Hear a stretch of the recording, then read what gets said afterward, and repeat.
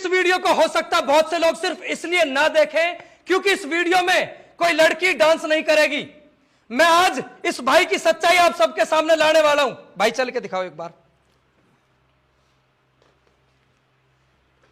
देखो भाई, ध्यान से देखो इस आदमी को।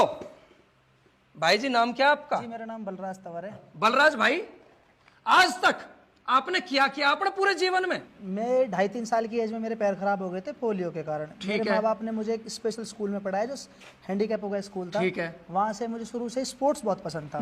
मैंने ऑलमोस्ट सारे स्पोर्ट्स खेले, लेकिन जो मेरा पसंदीदा स्पोर्ट्स है वो पैरा स्विमिंग है। अभी लास्ट टाइम जो नेशनल चैंपियनशिप ग्वालियर में हुई थी उसमें मेरे 2 गोल्ड मेडल आए हैं। हर हैंडीकैप की लाइफ में एक ऐसा दिन आता है जब मेरे दोनों पैर ये आपस में जुड़े हुए थे। जैसे छोटा सा बच्चा चलता है ना घुटनों से, जी। मैं ऐसे ही चलता था, ये पैर मेरे सीधे नहीं होते थे। तो मेरी मम्मी ही मुझे गोदी पे लेके आती थी स्कूल तक छोड़ने, और फिर प्राइवेट बसों में लटक के।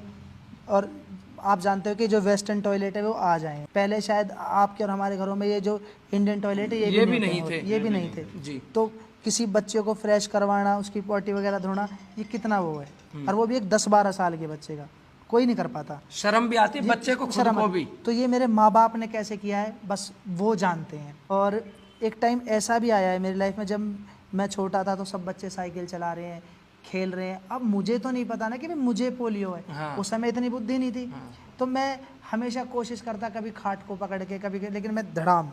उस समय ये भी टाइम आया कि इससे बड़े आदमी मर जाए, अपने पैरों पे नहीं चल पा रहा आदमी क्या करे। स्कूल में जब हम जाते हैं कोई ना कोई टीचर पूछता है बच्चे आप बड़े होके क्या बनोगे। तो हमसे भी पूछा जाता था बलराज तुम बड़े होके क्या बनोगे। मैडम मैं बड़ा होके फौजी बनूंगा। फिर सब बड़े हंसते थे इस बात पे, फौजी। तो अब समझ में आया कि ये बीमारी थी क्या, ये पोलियो था। मेरा जीवन बड़े कष्टों में रहा है। अगर मेरे माँ बाप जो हैं, अगर इनके अलावा कोई और होता शायद मेरा तय था।